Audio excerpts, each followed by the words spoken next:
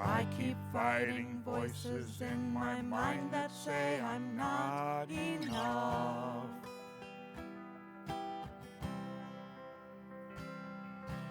Every single lie that tells me I will never measure up.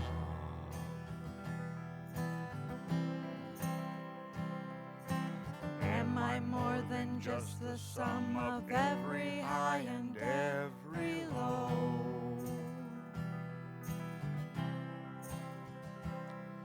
Remind me once again just who I am, because I need to know. Ooh, oh, you say I am loved when I can't feel a thing. You say I am strong when I think I am weak. You say I am held when I am falling short, and when I don't belong, oh, you say I am yours. And I believe, oh, I believe what you say of me.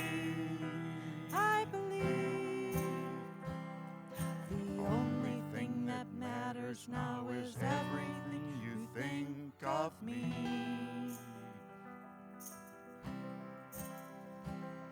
In you I find my worth, in you I find my identity. Ooh, oh, you say I am strong when I can't feel a thing. You say I am strong when I think I am weak. You say I am held when I am falling short, and when I don't belong, oh, you say I am yours.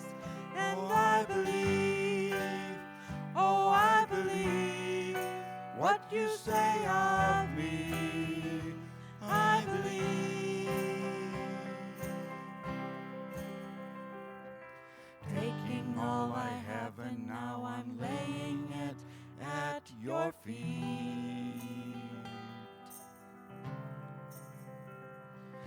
You'll have every failure, God, you'll have every victory. Ooh, oh, you say I am loved when I can't feel a thing. You say I am strong when I think I am weak. You say I am held when I am falling short, and when I don't belong, oh, you say I am yours. And I believe, oh, I believe what you say of me.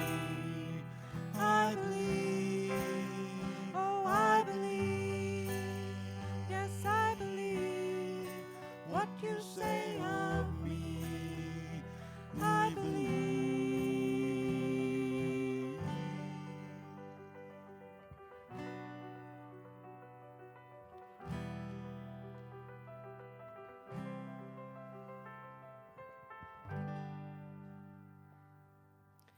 Good morning. Oh, thank you. Thank you. Good morning, and welcome to University United Methodist Church. It's beautiful to see you here today, this beautiful, beautiful October Sunday we're so blessed with. We have lots happening at the church, so praise God for that. There's a busy, busy day today and a lunch to follow. I hope that you will stand as you are able and join us as we sing our opening praise song. It's slightly different than in your bulletin. It's Salt and Light will be our praise song, and Oh, How I Love Jesus will be our song of celebration. Please stand as you are able and join us.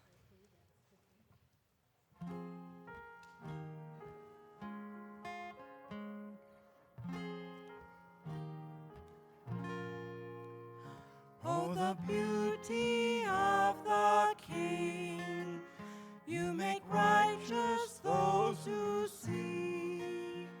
You have written and redeemed my story. Let my eyes see your kingdom shine all around. Let my heart overflow with passion for your name. Let my life be a song, revealing who you are. For your salt and light. Oh, the love that sets me free. You bring hope to those in need. You have written and redeemed my story. Let my eyes see your kingdom shine all around. Let my heart overflow with passion for your name. Let my life be a song revealing who you are. For your salt and light, your love's great height, your deep and wide, a consuming fire. Your salt and light, your love's great height, your deep and wide, a consuming fire. Let my eyes see your kingdom shine all around. Let my heart overflow with passion for your name. Let my life be a song revealing who you are. For your salt and light, your salt and light, your salt and light, your salt and light.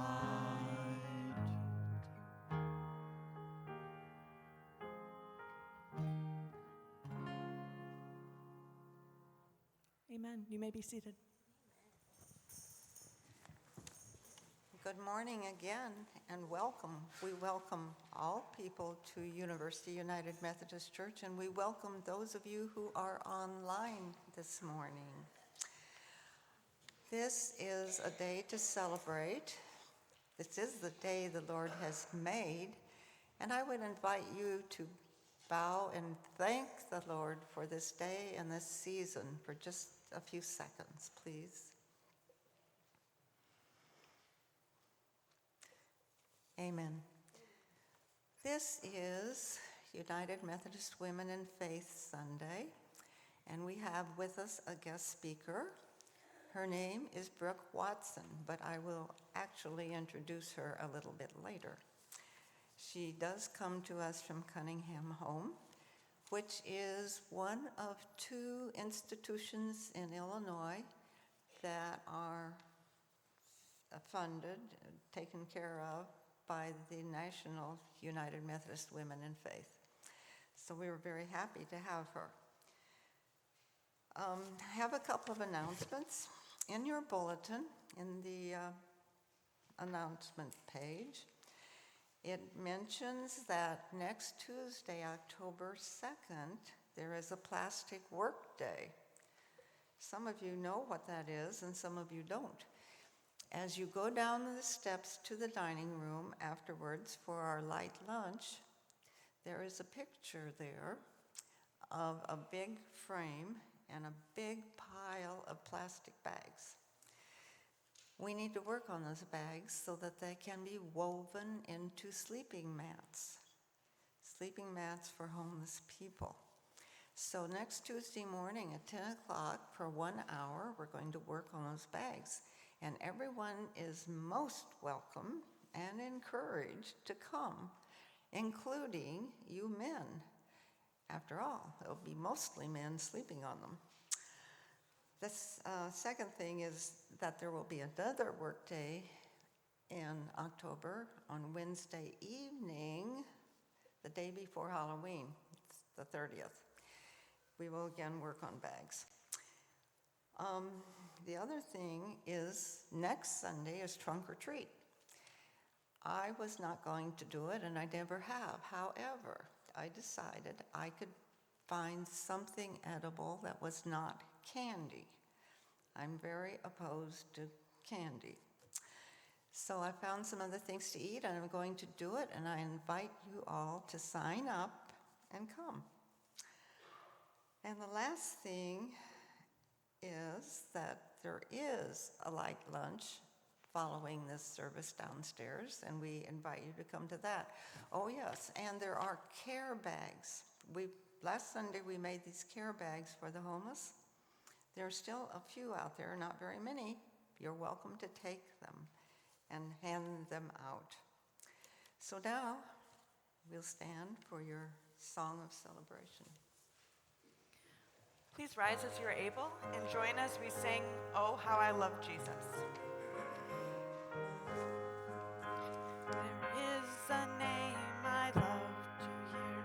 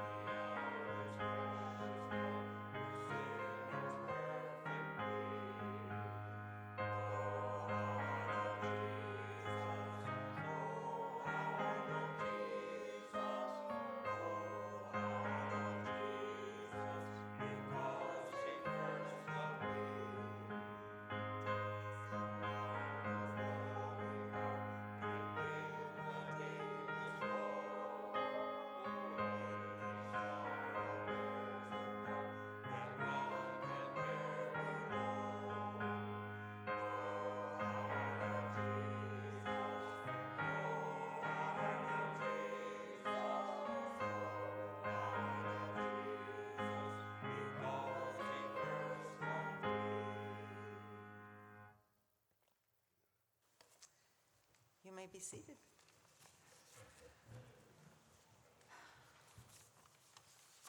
By the way, I am Barb Gertler, and I am your liturgist today.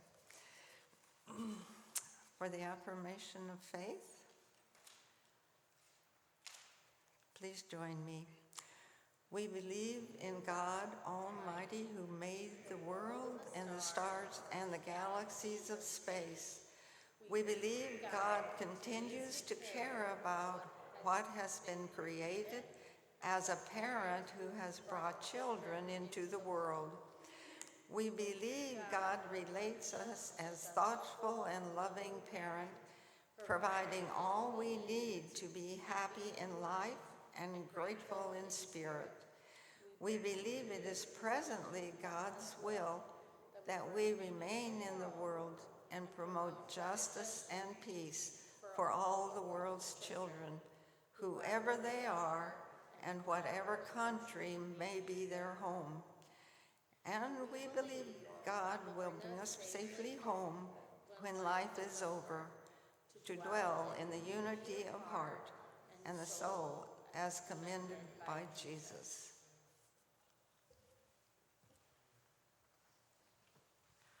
I ask that you join me in the call to prayer in his time.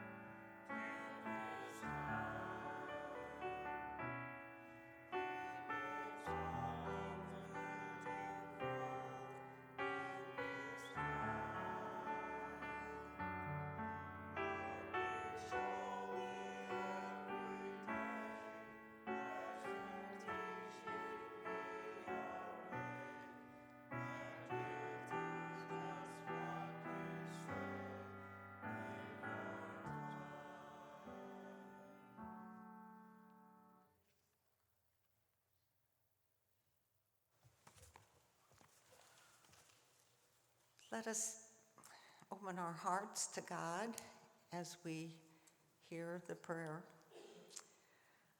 Holy God, we are awed and humbled that Jesus Christ left the throne room of heaven, became flesh, and lived with us, all because of your great love for us. Thank you for demonstrating who you are and what it means that we're created in your divine image. Our understanding is still partial and imperfect, and our expressions of divine purpose and grace are far from being fully authentic and whole. Yet, Christ's presence among us is an spirit as an example that continues to inspire us, compel us, and move us to be manifestations of your Spirit. Empower us to be children of the light, radiant with the Spirit of Christ shining through us. Jesus offered us these words to say, and please join in the prayer. Our Father, who art in heaven, hallowed be thy name. Thy kingdom come, thy will be done, on earth as it is in heaven. Give us this day our daily bread, and forgive us our trespasses, as we forgive those who trespass against us. And lead us not into temptation, but deliver us from evil. For thine is the kingdom, and the power, and the glory, forever. Amen.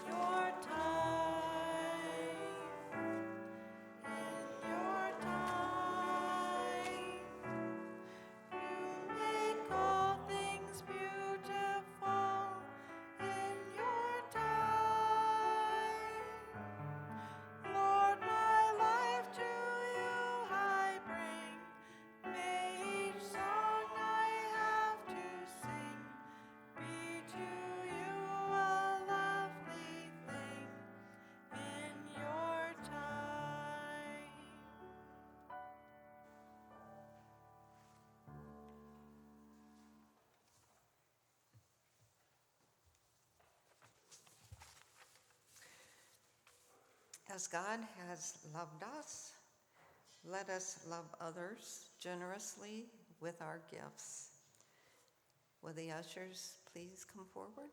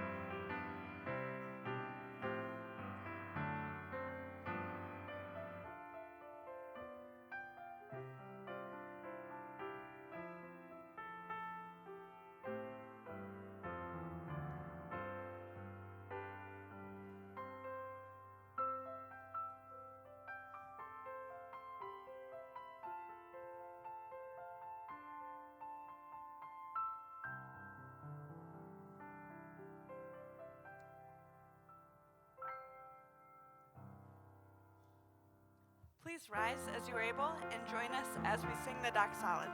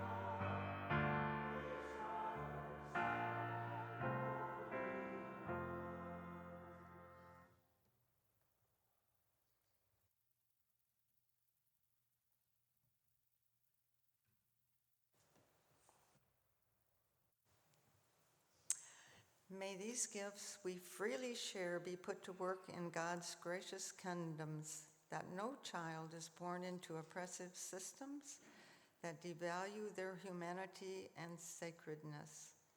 Amen. Now we will have the scripture. This is from 1 John, verses 1 through 5, and it's from the Common English Version. In the beginning was the Word, and the Word was with God, and the Word was God. The Word was with God in the beginning. Everything came into being through the Word, and without the Word, nothing came into being. What came into being through the Word was life, and the life was the light for all people. The light shines in the darkness, and the darkness doesn't distinguish the light. May God bless the reading and the hearing of God's word.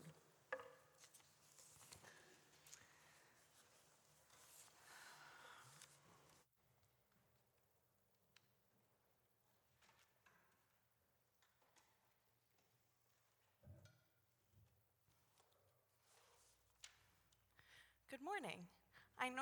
Good, thank you. Normally I don't chat before, but Pastor Mary Catherine is gone, so I didn't have to ask permission to do this. But there is going to be some congregation participation in our anthem today. Don't worry too much. I think you're quite familiar with the hymn. So Trevor, if you're able to share our anthem with us today, we are singing Blessed Assurance. Our lovely choir will sing alone for the beginning, and then when I turn and look at you, I hope you will join in singing these verses of Blessed Assurance with us. All right, thank you.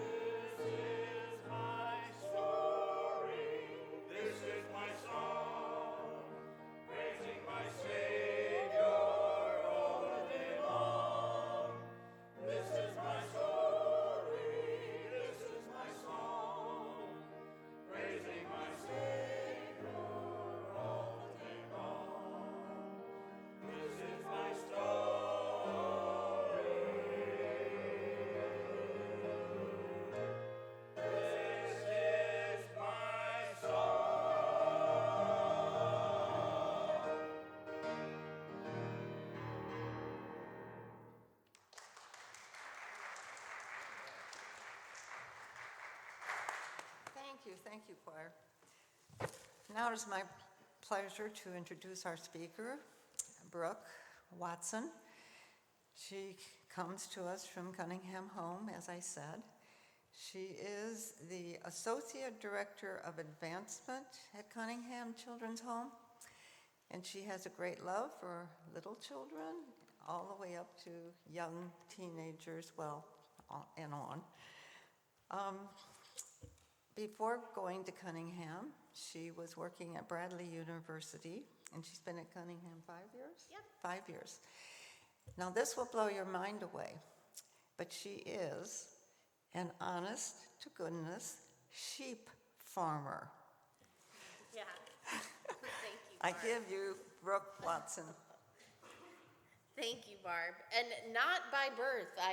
My husband was a sheep farmer, so I've married into it, and I learn a lot every day, and I love it, and I love serving Cunningham and getting to share Sunday morning worship with wonderful congregations like yours. I'll say it's such a treat, too, and just so special, so you all know how wonderful your music programs are. A lot of churches haven't been able to have the same type of music participation, since coming out of COVID. So I've really enjoyed worship so far this morning, and I'm really glad to be able to share with you all a little bit more about Cunningham Children's Home and how God is shining the light of hope in the lives of the youth and the families that we serve. Really, the past couple years, Cunningham, we've dramatically evolved from not just being a residential treatment center, which is maybe what you most know us for, but we actually provide a variety of services and programs that really impact our entire community, and we also serve youth from all over the state. Some of you might know the history of Cunningham Children's Home, but if this is the first time you're hearing about us, I'm excited to share it with you. We were established in 1895 when Judge Joseph and Mary Cunningham deeded their large country estate in rural Urbana to the women who were doing mission in the United Methodist Church. And they did it specifically, they gave the home to the women because they knew it would always be used to fulfill their dream to help children in need.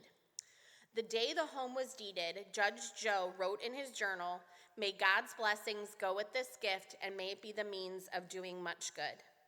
And the women have served as incredible stewards of our mission for over 129 years, and that includes generations of women from this very church. These women have served alongside our staff.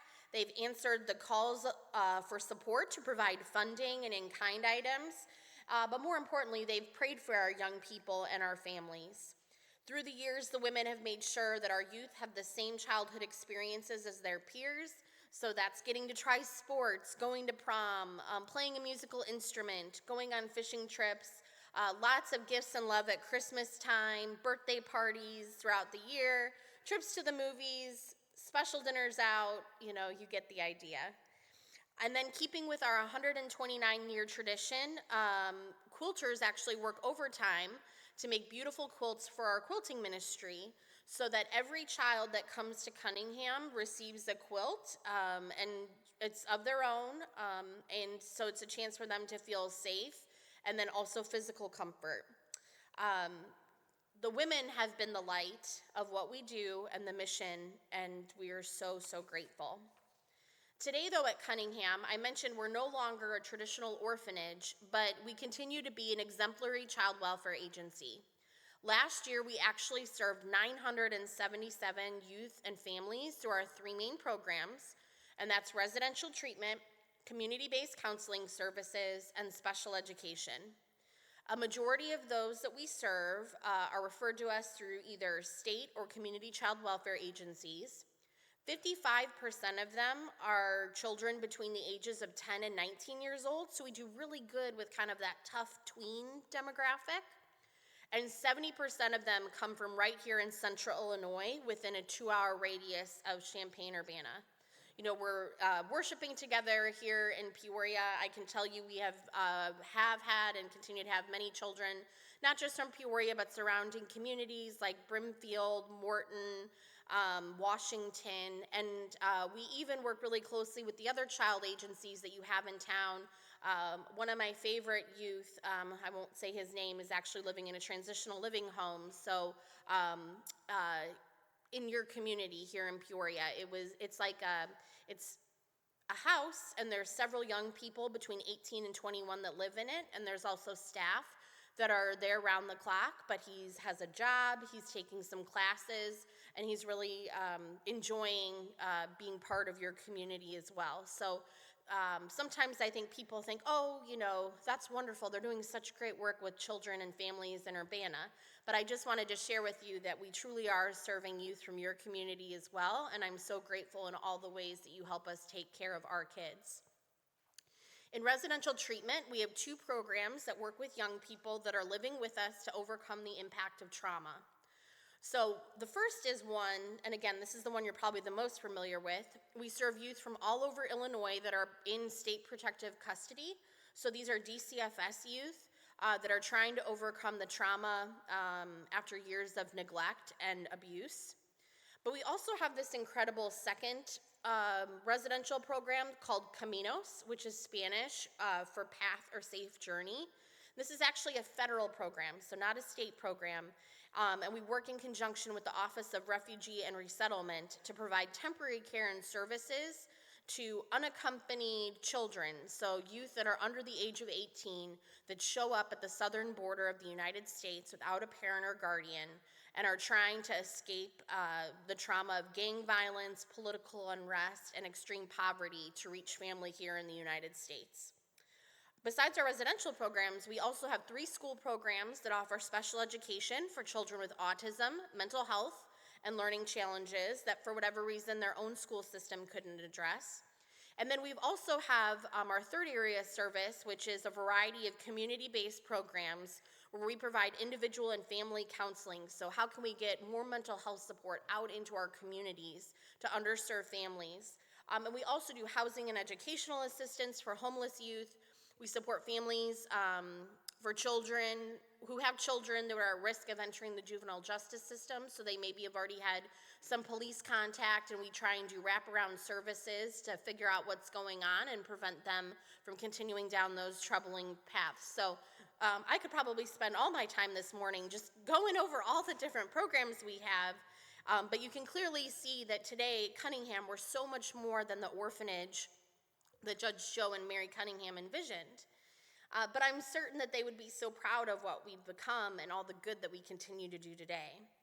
And these facts and figures are impressive and meaningful, but I'm starting to see some eyes glazing over. So I'm going to transition to share some stories about Cunningham's, our real life kids that live with us, and their experiences and how we see God's light break through.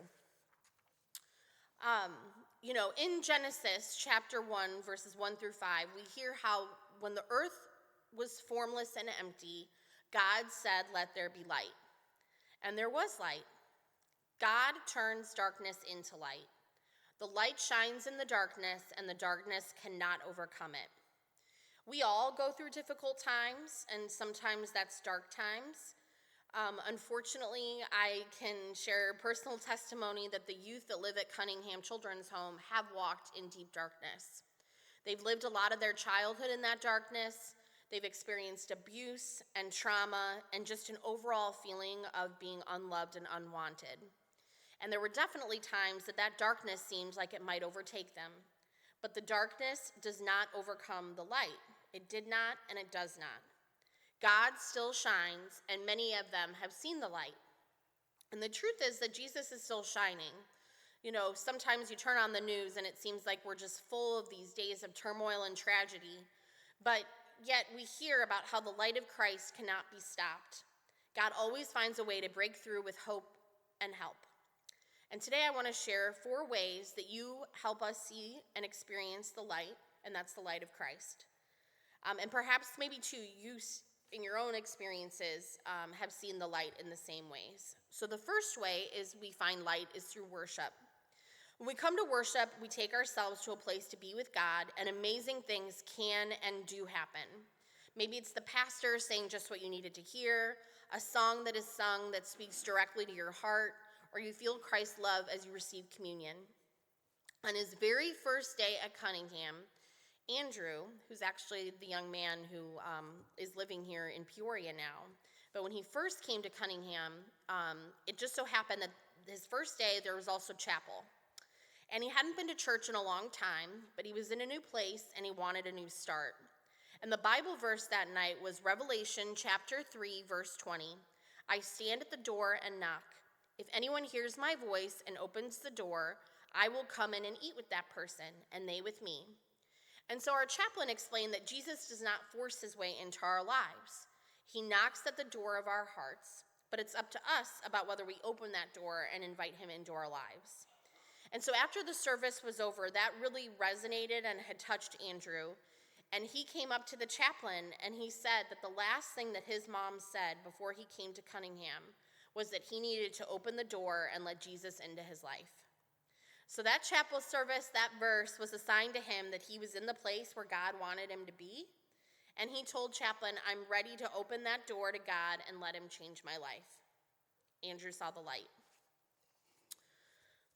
During Lent, our chaplain was doing a lesson and explaining really, about the practice where we give up something or maybe we add something during the 40 days of Lent to help us all be more aware of God. She used the typical examples like giving up sweets or, maybe you're going to say you're going to exercise more, or maybe even better, you're going to decide to do something kind for others every day during Lent. And so the kids heard the lesson, and then, there continued to be check-ins during the Lenten season. And 30 days into Lent, a young woman came to chapel, and it was her birthday. And so she'd gotten all dressed up, and the chaplain said, "Oh, happy birthday. You look so nice." And she said, "Thanks, but I blew it." And the chaplain was a little, surprised and said, "What do you mean you blew it?" And she said, "Well, I gave up makeup for Lent. But since it was my birthday, I couldn't help it, and I decided I was going to wear makeup today. So I didn't make it all the way to Easter." And the chaplain assured her, that's okay. God knows what's in your heart. And the more important thing is, did you learn anything during the time where you weren't wearing makeup? And this is a young woman who had suffered from really low self-esteem. She often compared herself to others. But she said, "Yeah, I learned I'm beautiful without makeup." So the light broke through. Another night after chapel, so the youth were already back down in their units on our campus in their living areas, but a staff member called the chaplain, and the chaplain saw the phone ring and thought, "Oh goodness, the kids have only been gone 15 minutes, what's going on that I'm getting a call?" And the staff member says, "No, this isn't anything bad, but I just wanted to call you and tell you what's been happening down here." So tonight after chapel, the girls, our high school-aged girls in the girls' group home, were having a snack. And Jemiah said that she was so touched by your message that you gave about how God heals broken hearts. And Jemiah said that after all she'd been through in her life, now her heart is being fixed. And that got all the other girls talking. And they were sharing about how they see that happening in their lives too. And it got really emotional. And we actually had to pass the Kleenex box around, but it was in a good way. Then before Jemiah went to bed, she asked for some red construction paper. And so they gave her that, and she also asked for scissors and tape. And so, they kind of let her take some direction, and they watched as she cut out a big heart. But then she tore it up, and so the staff started to get a little nervous, but then they watched her tape it back together. So she tore up this heart and then taped it back together. And she hung it on her door to show everyone how God can fix a broken heart. So then what do you think happened? All the girls asked for the tape and the construction paper and the scissors, and they all started doing the same thing. They made hearts, they tore them up, and they taped them back together, and they all hung them on their doors. And, the staff member said, "I could really see and feel God working in them." The girls had seen the light. When we see the light, our eyes, our ears, and our hearts are opened, and we experience the goodness and the presence of God. We find light in study. John Wesley, the founder of Methodism, famously said that he, when he was doing Bible study, felt his heart strangely warmed. And, sometimes maybe Bible study doesn't seem like a place where you'd have a really powerful experience with God, but it can happen, and it did, and it does. And so a second way we see the light is through study and discussion. One time our chaplain She was doing a small group worship or small group session with 3 teenage boys on Sunday. And, one of the boys she shared needed things explained very, very simply. She really had to break it down for him. But the second one caught on to things very quickly. And then the third one could not help but be staring out the window the whole time because there was a new car in the parking lot. And he just had to know, whose car is that? How long has it been there? I like it that it's the color blue. Do you know who's driving it? And that's all he could focus on. So if I have some teachers in the congregation, you might be able to relate about how, you try to work with every student, but she was thinking like, oh man, I don't know that anyone's getting anything out of this, but she kept trying to go through the lesson and break it down for each of the boys in the way they needed it. And all of a sudden, she was near the end when the second boy, so the one that caught on to things a little quicker, all of a sudden got up and said, "My heart," and he started clutching his chest. If that happened right now, what would we all think? Medical emergency, right? And that's what she thought. She stood up, she was like, oh my gosh, ready, to call the staff, call 911. And the boy said something so incredibly profound. He said, "No, my heart. I feel something warm in my heart." And then he said, like all my sins were lifted out of me. So the chaplain's having this incredible spiritual experience with this boy, and she turns to look at the first boy. He had started doodling, and had a very elaborate doodle all over his page. And that third boy was still craning his neck, focused in on the car in the parking lot. But it was incredible for her, regardless, to have been witness to this wonderful experience with that second boy. So she gave him a journal later that day to write down that moment so he wouldn't forget it. And he wrote, "I had an experience with God today during group, and it was amazing. I felt a sudden rush of love and warmth all through my body. I hope that I have another experience like this. Thank you, God, for giving me this day to live and breathe." The light of God had warmed his heart. Another time during Vacation Bible School, the best day for Vacation Bible School, there's a couple pictures of it here on the slide, is when the chaplain makes this huge whale out of these sheets of black plastic. And then we have a fan that we put inside to blow it up. And then all the youth crawl in with just the light of a flashlight. And then they do worship and they learn a lesson in the belly of the whale, just like Jonah. And, during the story of Jonah, the kids listened about how Jonah had promised God if he survived that experience, he would do what God asked him to do and would make better choices. Sitting there inside the dark, one girl spoke up and said, "This story is showing me that God placed me at Cunningham to give me a second chance. God wants me to learn how to live my life the right way, and that's what I'm going to do." Inside that whale, she saw the light. Another young woman, Stella, she's in our girls group home, unfortunately had grown up in crack houses. Sometimes she'd be sleeping in cars, sometimes on the streets. Unfortunately, she got into drugs and drinking and destroying herself. And she actually found God when she was in a narcotics treatment program. And when she came to Cunningham, she became very passionate about her faith. She would soak up as many lessons and Bible stories as she could, and she was very eager to learn more about God. One day, she heard the story of the lost lamb. Jesus said, if you have 100 sheep and you lose one of them, you go out after it. You leave the 99 others and you go and search for the lost one. And when you find it, you carry it home joyfully on your shoulders. Then you call your friends and neighbors together and say, "Rejoice with me, I have found my lost sheep." And that's from Luke chapter 15, verses 4 through 6. After Stella heard the story, she said, "You're not going to believe this. All my life, I've had a little stuffed lamb. It's the one thing I've had with me this whole time, even when I was homeless. He's dirty and almost worn out, but now I know why I've had him all along. Because I'm Jesus' lost lamb. He's been looking for me, and now he's found me." It all made sense. Stella saw the light. I mentioned the Caminos program at the start of my message, and again, that's a program that provides safe and secure placement options for these unaccompanied children who have recently migrated to the United States. They're young people that have made the journey on their own from home countries, mainly in Central America, but what's so incredible, it's a dynamic program, so it's open to any youth that show up at the border. And more recently, we've had youth from Haiti, we've had them from Ghana, we even had some from Turkey, Ukraine, and Russia. in the 3.5 years that we've had the program. These youth are escaping sometimes war, but certainly drug lords, gangs, extreme poverty, and violence that are trying to reach their extended family here in the U.S. to be safe. And so while they're placed temporarily in Cunningham's care, waiting for that reunification, they experience our programs with school, with worship, and other recreation programming. But one day, the chaplain was meeting with our Caminos youth, and they were going through the 23rd Psalm. And they discussed how the Good Shepherd leads and guides us.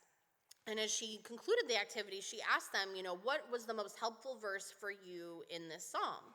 There was a little bit of a pause because we do have a language barrier sometimes, so the staff helped translate that into Spanish, and the youth were kind of quiet, teenage boys, no one wants to be the first to always share what's on their heart. But finally, one boy raised his hand, and then in Spanish, he said, "He is our shepherd. He takes care of us. Jesus got us through the valley we traveled to get here." Clearly, God's light showed these young people the way to find safety, and I'm so grateful that at Cunningham, we are a stop on their path. When we read and discuss the Word of God, when we participate in Bible study, and sometimes when we least expect it, a message from God breaks through and we see things in a new and different way. The Word of God illuminates our path. We also find light in prayer. In difficult times, we'll often cry out to God. We pray for help, for understanding, for answers, and for strength. Serena was mad at one of her peers, and she was known for, unfortunately, taking her anger out a lot verbally with staff. And she was heading to her room, and she was actually so mad. She talked about she was getting ready to hit another peer, and she just raised her hand up to strike that peer, and all of a sudden she glanced out the window, and she caught a glimpse of the sky. And looking at the sunshine and that bright blue, she caught herself praying in that moment, "God, help me." And she was really surprised about how immediately she felt that anger leave her body. And she said it was unusual for her to calm down that quickly. But by saying a simple prayer, that light broke through. Another time, our chaplain was actually visiting one of our young women who was in the local juvenile detention center. She'd made some bad choices, and so she unfortunately was having to spend some time there. And as they sat together in a cubicle, the chaplain reassured her that God loved her and wanted her to have a good life. And as the conversation was winding down, the young woman looked at chaplain and said, "Yesterday I prayed for a sign that it wasn't too late for me, and today you came." She saw the light. It's so amazing how when we pray to God, we see his love break through and illuminate our path in ways that we didn't expect it in surprising places. The love of God is like the light that brings us hope and assurance. A fourth way we find light is through acts of service. Generosity, helpfulness, and service to others really as Christians is part of our spiritual DNA. We do things for others to pass on the love of Christ, and often in the process, we find that we are blessed as well.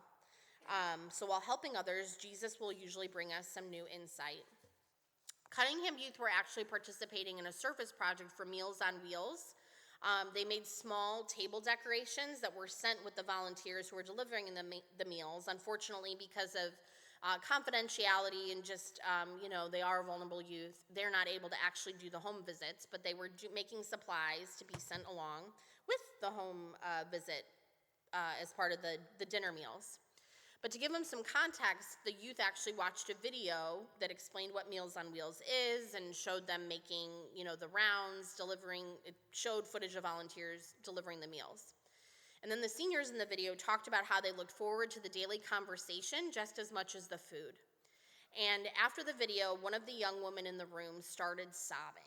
And the chaplain thought, "Oh goodness, I wasn't expecting this video, like something must have happened, someone must have said something." But then the young woman said, "No, I didn't know there were people as lonely as me. I never thought about getting old and living alone. This has changed my life." God's light broke through. Our high school aged girls from our girls group home wanted to have a Passover meal like the one Jesus ate with his disciples the night before he died. So the chaplain, to make it really authentic, she bought lamb, unleavened bread, eggs, parsley, and grape juice, and then she explained the meaning of the Jewish holiday. She told them Jesus gave new meaning to the meal, And then Jesus gave the bread and said, "This is my body broken for you." He gave the wine and said, "My blood is shed for you." And then the chaplain explained that after the supper was over, Jesus washed the disciples' feet. And then the chaplain went around and she washed each of the young women's feet. And when they finished, one of the young women named Taylor said, "But chaplain, nobody washed your feet." And she got down and she washed the chaplain's feet. And I'm really excited that to share that Taylor is now, actually she went on to college, she went to law school, and she's now an attorney in Texas that is an advocate for children in need. But she talked about how that moment changed her, and it was then that she knew she was supposed to do something with her life that would involve helping others. When we participate in acts of service, we see the light and experience Christ in new ways. Worship, study, prayer, service all help us experience God's love. Light breaks through and gives us hope, help, and the assurance we need. Be confident, be certain, God still shines. You all help God's light shine in how you love and support our kids, whether it's through your time, your talent, or your treasure. Your United Women in Faith and this beautiful church are an incredible source of light, a beautiful and constant reminder to our kids that they are loved and safe at Cunningham. God's light is demonstrated in how you can pray for our kids, the families, and our staff. It was a little late, so if you didn't get one, they'll be in back after the service, but it's a bulletin insert that has prayer requests from our kids, so I would love for you to take that and hang that on your fridge and keep them in your prayers each week.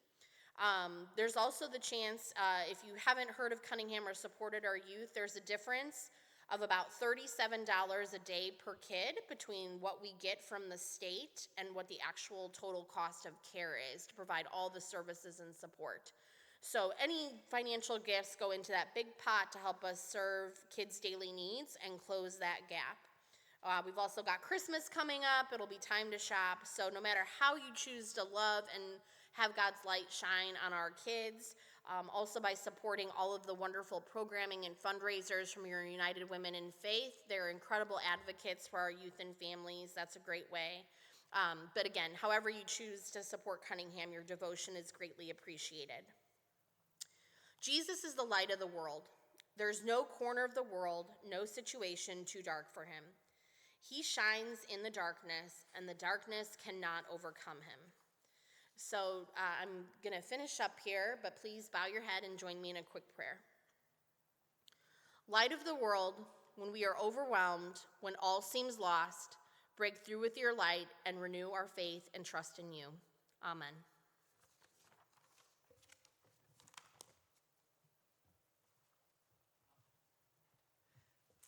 Thank you, Brooke. She has certainly shown us how God's light shines at Cunningham Home in so many, many ways, and so many young people who have been touched that way. And whatever we can do to help would be appreciated. I please ask that you stand as you are able and join in our closing hymn, In Grace Alone.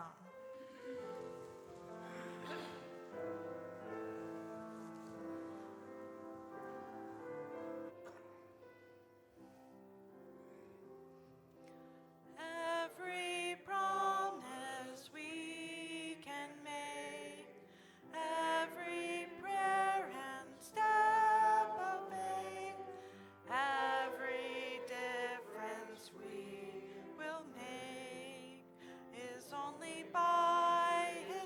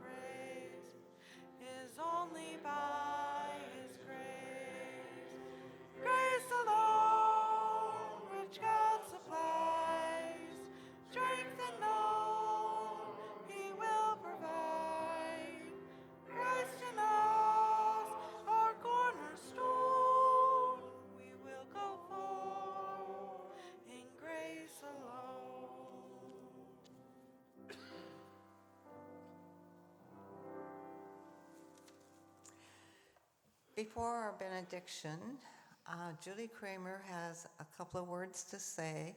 This is the Sunday for United Women in Faith, and she would like to say a couple of words about that. Julie?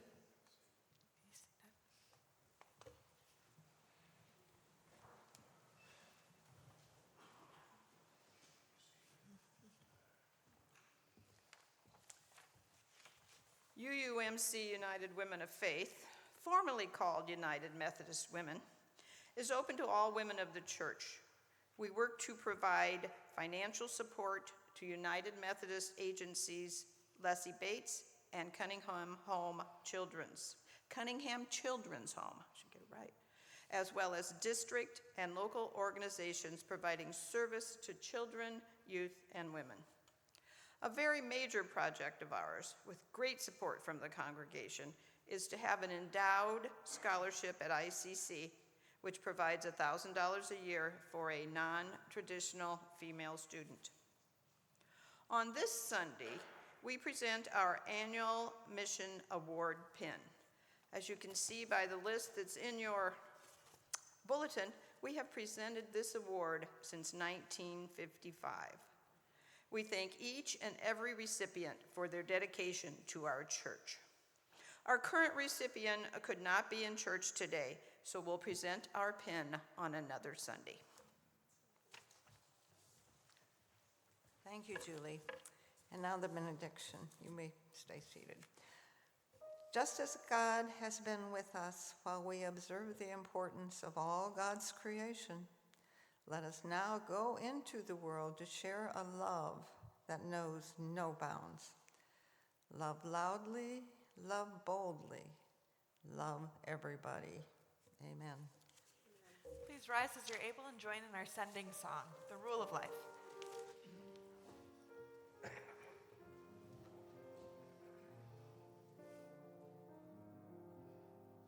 Do all the good you can, by all the means you can, in all the ways you can, in all the places you can, at all the times you can, to all the people you can, as long as ever you can. Go in peace, and we will see you next Sunday.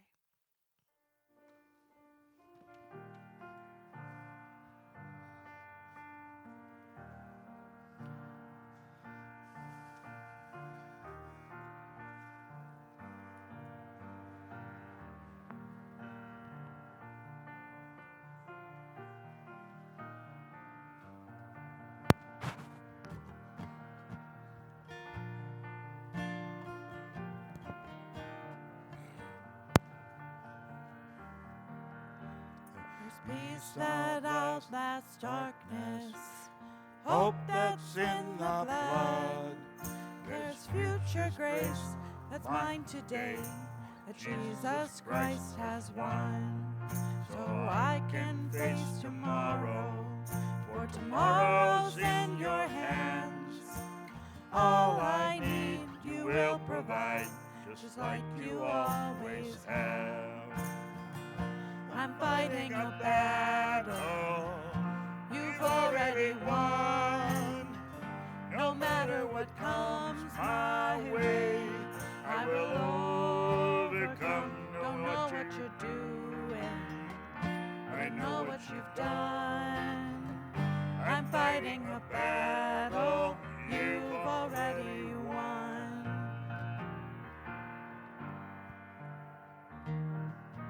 There's mercy in the waiting, manna for today.